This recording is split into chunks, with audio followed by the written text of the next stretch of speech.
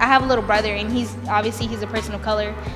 Growing up, like knowing that my little brother could be arrested for any small thing at any time, it doesn't sit well with me. It's disgusting to me, knowing that like my next door neighbors, like they have little girls and things like that, knowing that their children can be locked up for any simple thing. It sickens me. I get like really sad. I mean, for a long time I was like really like depressed because of what I've seen a lot of like my family members go through. Right now, currently I have 2 of my cousins are locked up right now, and one of them was already like in college and like trying to get his life straight. But I feel like it's excessive and it's not just.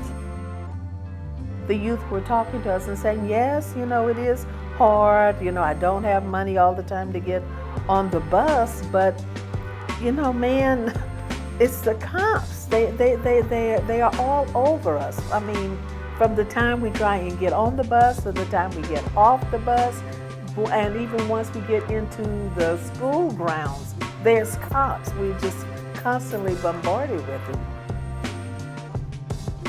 My community didn't just become a prison for me physically, but also a mental prison. Even till today, it still has that effect on me.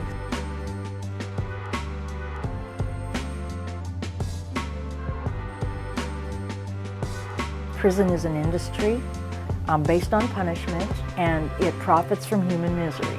So with that in mind, we do whatever we can do to get people out of prison, to change laws, to develop consciousness so people can see that this isn't public safety.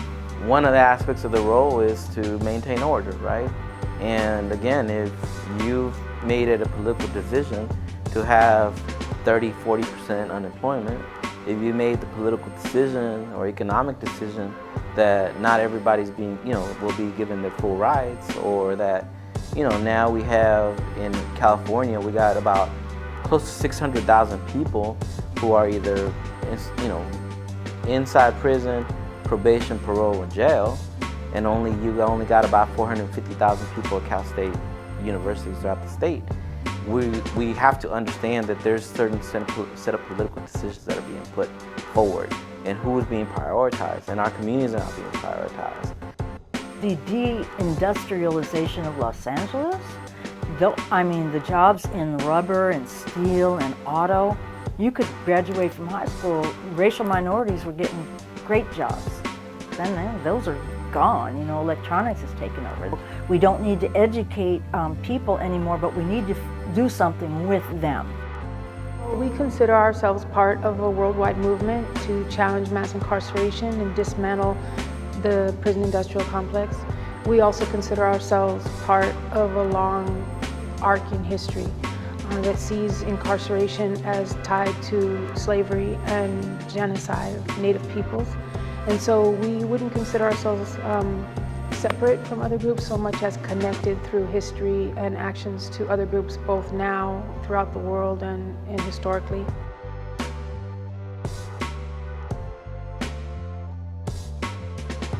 It doesn't become a choice at a point, but a responsibility of being able to start going to places like the Strategy Center, who are telling you and giving you the tools that your education wasn't giving you, and you're asking yourself, why am I never being taught this? Why was I never being taught this? Here at the Youth Justice Coalition, it's definitely a community of people. I see it more as a family. We have a lot of different working parts. So we have the school, Free LA High, and we have the organizing aspect that is led by youth organizers as well as adults.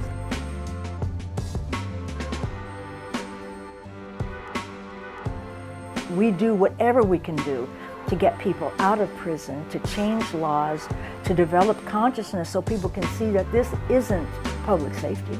You looked at me mean. You were defiant. I'm gonna call the police. You're arguing with him. I'm gonna call the police. You're standing up and I said sit down. You're standing up, I'm gonna call the police. Everything is I'm gonna call the police, I'm gonna call the police. When we got into this, the school board member was trying to enhance Municipal Code 4504 so that police could come on the campus and arrest students. So that was really our first victory. was to stop that from happening. So we pushed back, got the community involved. Tony Carden, the city councilman at that time, worked with us. That was our very first victory. Then we went on to amend the daytime curfew law so that now students are no longer given a ticket for being late to school. So we organized from 1997 through November 2012. Finally, the law was amended. It was not a sweeping reform. It was somewhat of a minimum reform, but it did get a lot of people out of prison, and it did change the law so that no one with a nonviolent, non-serious third offense will go and get a life sentence. They will get a doubled up sentence, but it won't be a life sentence.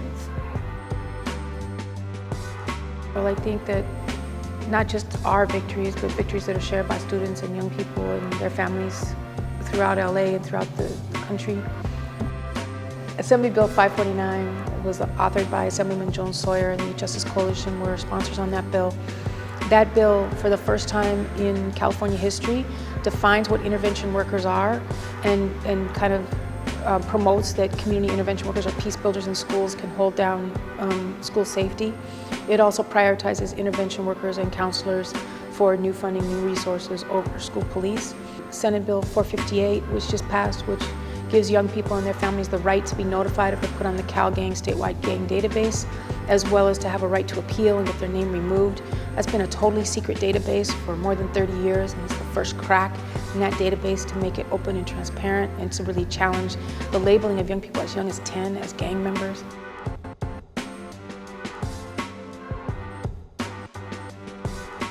And I think that we're being able to build a movement in DC, in Sacramento, in Los Angeles, that, tickets have gone down, truancy tickets have gone down 90%, all tickets of arrests have gone down 50%.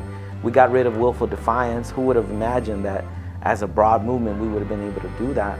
I think that's, really, we're all trying to build a much more broader movement, not just about sort of changing out school discipline, but again, how do we really begin to transform, mass, incarceration and, changing society as we know it.